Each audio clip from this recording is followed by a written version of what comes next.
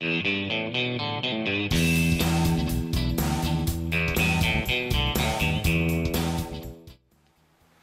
often ask us what our biggest challenge was that we had to face in our relationship that we needed to get through. And I imagine it's probably one of the biggest challenges for people around the world. But for me, it was my addiction to being right.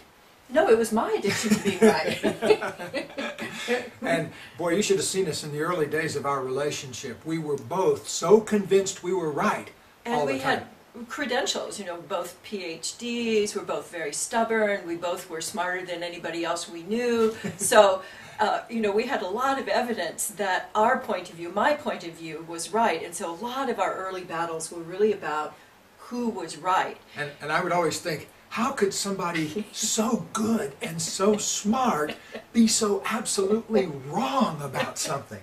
And of course I would know because I am so right about body language, and I could always tell that he was being right, even before he said he was being right. So I got to be more right because I knew when he was being right, even before he knew he was being right. yeah, and if you understood that, you're doing better than I did in the early days of our relationship, I'll tell you.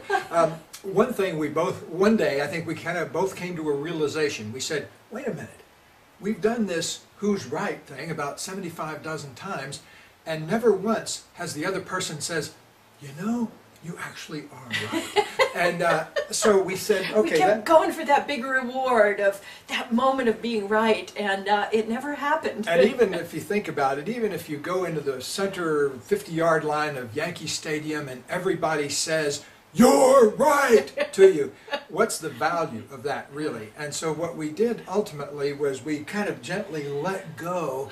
And we said, okay, we're getting into that needing to be right thing. Let's take a couple of breaths and figure out what the fear is under there that's really driving this.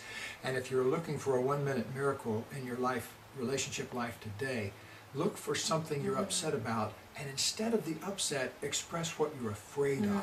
That will pop the cork on the holding on to being right in that situation, just acknowledging the fear that's underneath that, and then you can get into harmony again. Yeah, because when you say what you're scared of, it creates intimacy and connection right away, and you can be with each other again. I remember so many times of being, oh, there you are, and yeah. Here I am, and we're partners again. Because when you're stuck in that conflict, the other person really does look like a space alien. You know, they look like they have ears coming At best. out. Yeah.